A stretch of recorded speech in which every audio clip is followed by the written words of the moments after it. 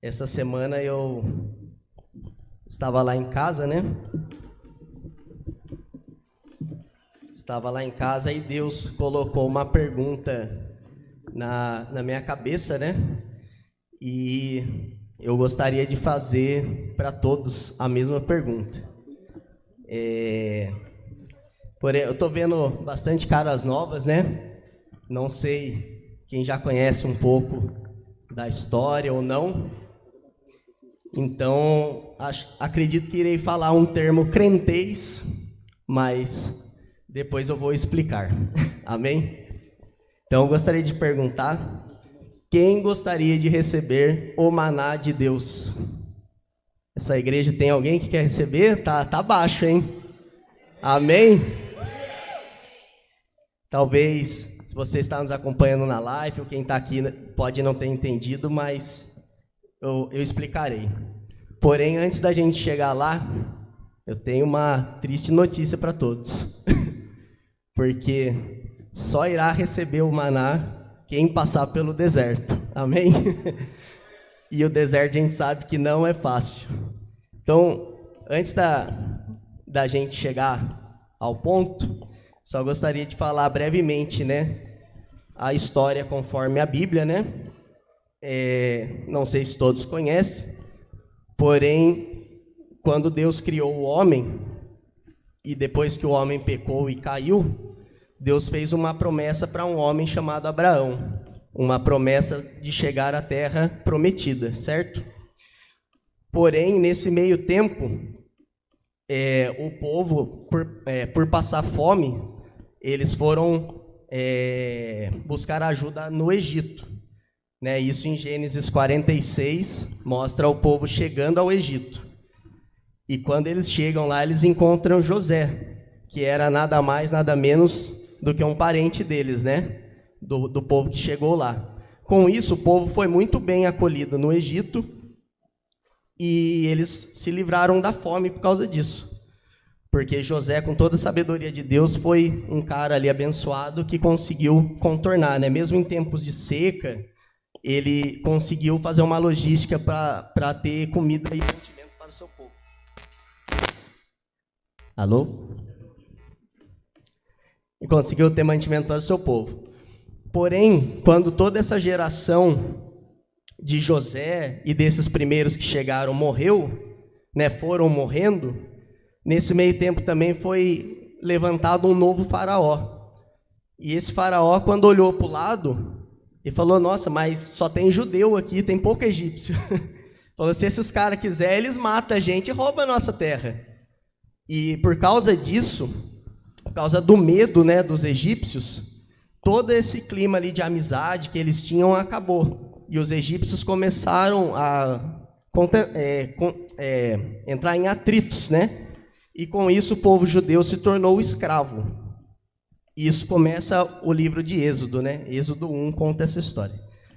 Lá em Êxodo 13, depois de todo um trabalho de Deus para libertar esse povo, né? E ele levanta Moisés, em Êxodo 13 o povo finalmente consegue sair do Egito, em rumo à terra prometida. Porém, né, foi um caminho muito longo. E nesse meio do caminho, o povo sentiu fome.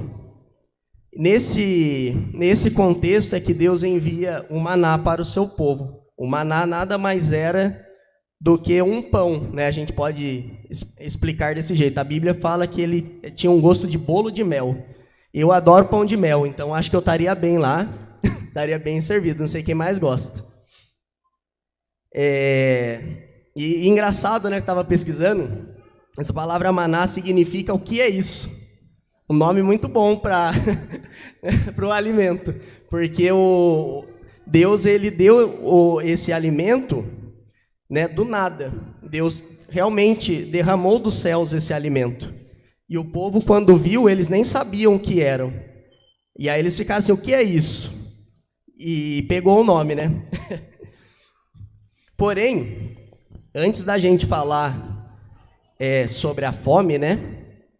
Eu queria falar um pouquinho dos outros desafios que o deserto também propôs àquele povo, né? Eu levantei alguns tópicos, com certeza eu não vou falar todos, porque eles devem ter sofrido de tudo. Porém, né, gostaria de falar de alguns. O primeiro é sobre a temperatura. Acho que todo mundo sabe que o deserto é um lugar que o clima não é lá muito agradável, né?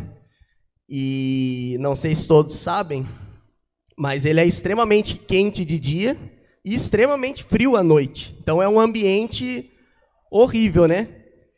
Em Êxodo 13, 22, se estiver fácil para colocar, Êxodo 13, 22. Êxodo 13, 22. Se os irmãos quiserem acompanhar na Bíblia também, pode ficar à vontade.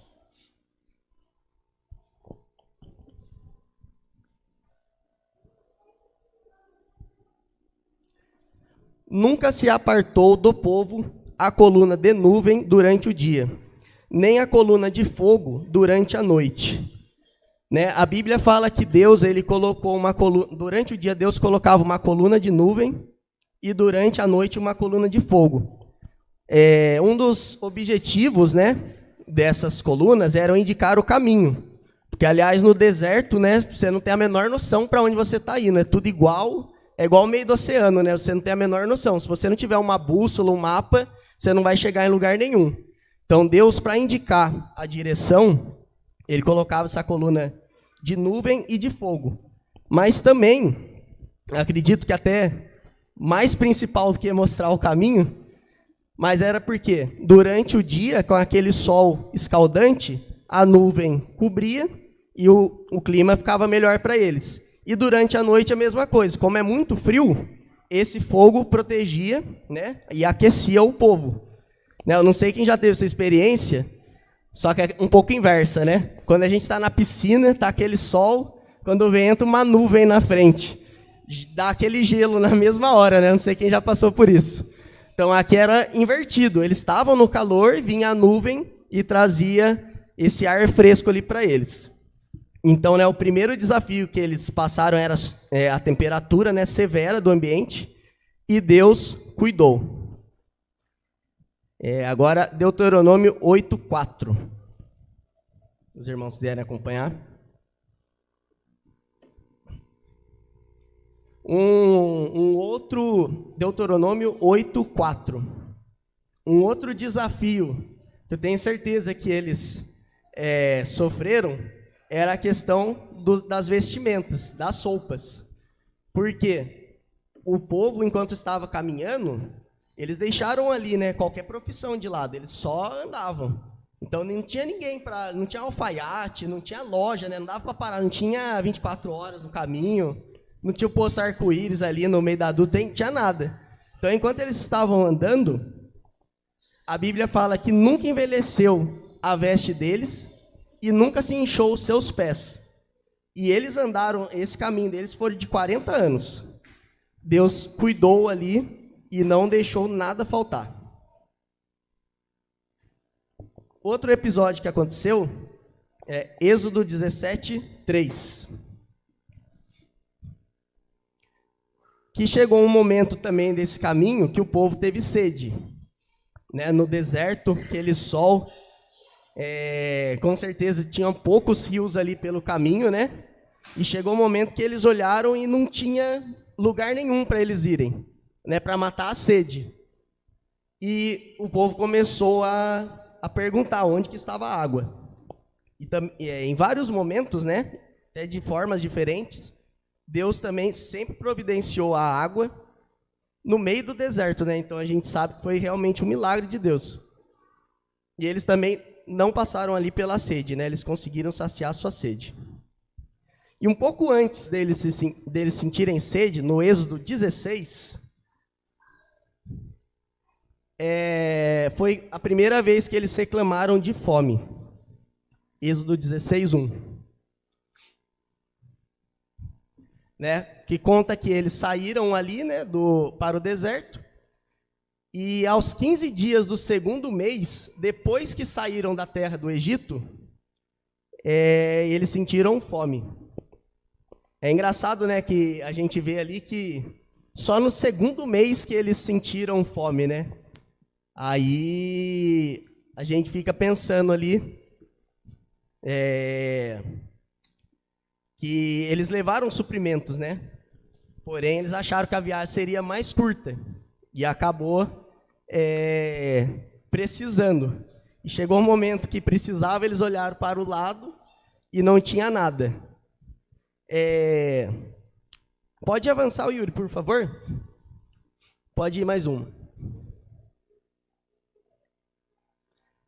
Eles chegaram a reclamar, né, com Moisés, que enquanto eles estavam no Egito, eles não passavam por isso, eles tinham comida à vontade. E essa, né, foi a primeira ali reclamação deles, questão da fome. Pode passar, Yuri.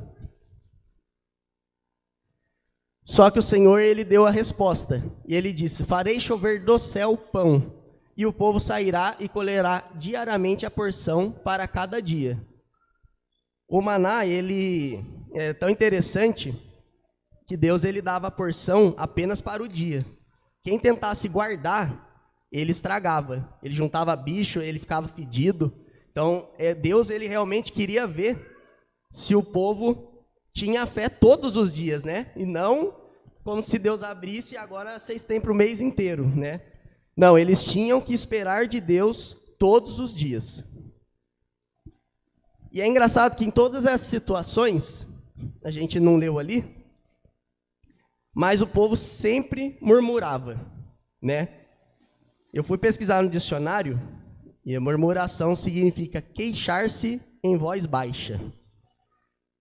Porém, ali eles não estavam, né, murmurando de qualquer um, mas sim contra o próprio Deus, certo?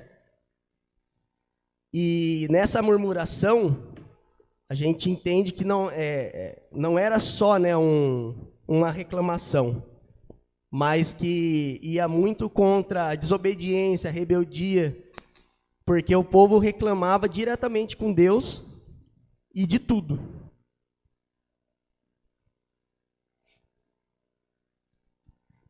Antes da gente avançar, gostaria de falar também um pouquinho sobre o deserto, né? O deserto que eles passaram e que muitas vezes, né, simbolicamente nós também passamos, é nada mais, nada menos do que um lugar de preparo, né?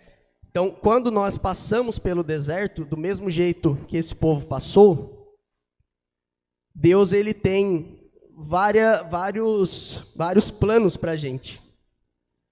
E o primeiro é o próprio aperfeiçoamento, né? É um lugar, né? O deserto, ele pode ser um lugar onde Deus prova o seu povo com o objetivo de aperfeiçoá-lo. Tenho certeza que esse povo aprendeu muita coisa nesses 40 anos de caminhada. E ainda assim eles batiam a cabeça, né? Por isso que demorou tanto tempo. Outra coisa que Deus nos mostra é a dependência. Dependência que nós temos dele, né? A verdade é que sem Deus, nós não somos nada, nós não conseguimos sobreviver. Nós somos totalmente dependentes dele, assim como esse povo foi. Esse povo, ele dependia de Deus todos os dias, porque se Deus não enviasse o maná, eles não sobreviveriam. Outra coisa, né, que Deus nos mostra é também o seu poder, a sua proteção e a sua providência. Deus, quando ele fez ali, né, as colunas para proteger o povo, além de ser uma proteção, uma forma de demonstrar o poder de Deus também. E quantas vezes a gente, né, às vezes a gente fica meio descrente, né, às vezes fica ali, acho que já não tem mais solução. E muitas vezes Deus nos coloca no deserto justamente para vermos o poder dele. Muitas vezes a gente desacredita e esquece quem é Deus. E para Deus não tem nada impossível. Deus, ele sempre está nos protegendo, nos providenciando tudo. E muitas vezes a gente está igual esse povo do Egito, murmurando e desacreditando.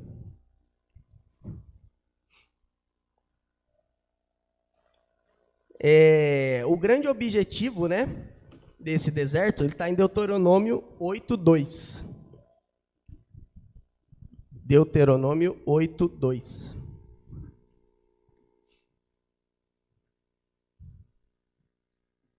Ele fala assim: e te lembrarás de todo o caminho pelo qual o Senhor teu Deus te guiou no deserto, estes 40 anos, para te humilhar e te provar, para saber o que estava no teu coração, se guardaria os mandamentos ou não. O grande objetivo do deserto é exatamente esse, é ver se nós estamos acreditando em Deus, todos esses atributos. Será que nós estamos sendo aperfeiçoados? Será que nós estamos dependendo de Deus? Será que a gente está se humilhando, tendo a certeza que sem Ele nós não somos nada? O grande objetivo do deserto é isso. Será que a gente consegue se manter firme, mesmo passando numa situação mais adversa, ou uma situação que parece que não vai ter jeito? Muitas vezes, igual eu falei, a gente está igual o povo. Porém, Lucas 4.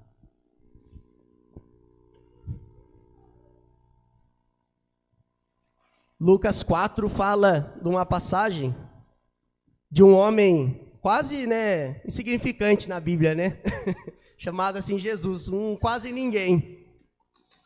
Fala de um grande homem que ele também passou pelo deserto. E pode avançar. E ele passou 40 dias naquele deserto.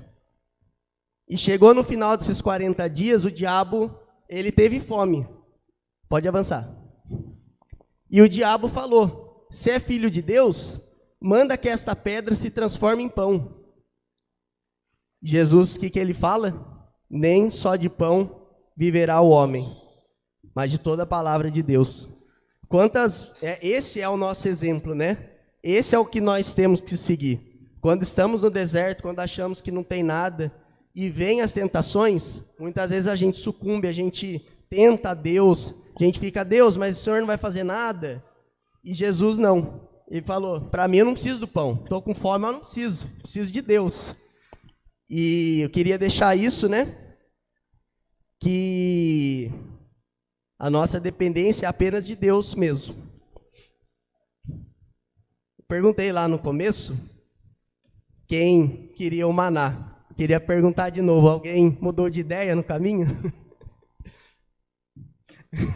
Todo mundo ainda quer? Amém. Amém, porque o maná, ele é bênção de Deus sim, para as nossas vidas. Ele é o sustento de Deus nos momentos mais difíceis. Mas, como eu falei, temos a feliz notícia que para receber ele a gente tem que passar pelo deserto. E eu tenho uma notícia pior ainda. Que o maná, ele não é o plano de Deus para as nossas vidas, por incrível que pareça.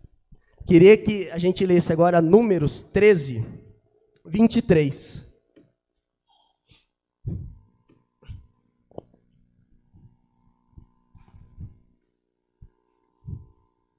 Números 13, 23.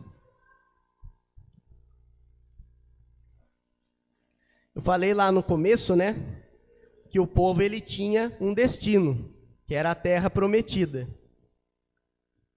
Chegou um certo momento que Moisés ele manda alguns espias, para ver como que é a terra. O pessoal já estava lá 40 anos no deserto, Chegou o momento que eles falaram: putz, será que vale a pena, Será que a nossa caminhada está valendo? Vamos ver como é que é lá antes de chegar, A notícia que eles trouxeram é que lá e Moisés inclusive pede, para trazer um fruto para ele ver. O fruto que eles trouxeram foi um cacho de uva. Só que 2 homens tiveram que trazer numa vara. Imagina 2 homens segurando um cacho de uva aqui pendurado. Não sei, acho que todo mundo aqui já viu um cacho de uva. Você consegue levar em uma mão. Dessa terra precisava de 2 homens para levar. Então, muitas vezes a gente está com a visão focada só em, com a visão assim bem curta. A gente não consegue ver o nosso objetivo lá na frente. E Deus tem muito melhor para a gente. E a gente fica lá: nossa, mas o maná aqui tá bom, Já saímos do Egito, não, vamos voltar para o Egito, lá estava melhor. E a gente não chega no nosso objetivo. E gostaria agora de ler Josué 5:12. Josué 5:12. Olha só que engraçado. No dia imediato, depois de comerem do produto da terra, cessou o maná, e não o tiveram mais os filhos de Israel, mas naquele ano comeram das novidades da terra de Canaã. Então é o que eu falei, o maná ele não é o plano de Deus, ele é apenas um sustento no momento difícil que a gente se passa. Mas ele tem o muito melhor para a gente. E às vezes a gente deixa de alcançar por bobeira. E eu só queria terminar também dizendo que não estou aqui para pregar prosperidade para ninguém, tá? Ninguém vai sair daqui milionário. Também se sair, amém. Mas Deus, ele, ao todo tempo, ele quer sim o nosso sustento, ele quer nos dar o melhor dessa terra, porém é sempre na medida, né? Às vezes a gente confunde achando que agora eu virei crente, tudo vai dar certo. Não é assim que funciona. Deus ele está sempre nos sustentando. E isso daí está provado em Filipenses 4:13, quando Paulo ele fala uma famosa frase dele, né? Filipenses 4:13, em que ele diz: tudo posso naquele que me fortalece. Essa frase às vezes é usada muito fora de contexto, achando que agora eu posso tudo, Deus vai me dar tudo. Mas se você for ler o capítulo inteiro, não é nada disso que Paulo está falando. Paulo ele quer dizer que faça frio, faça calor, se eu tiver com roupa, se eu não tiver, se eu tiver com fome, se eu não tiver, não importa o que esteja acontecendo, tudo eu posso porque Deus me fortalece. Essa é a mensagem de Paulo e é a mensagem que eu queria deixar aqui também para a gente. Deus tem o melhor para nós.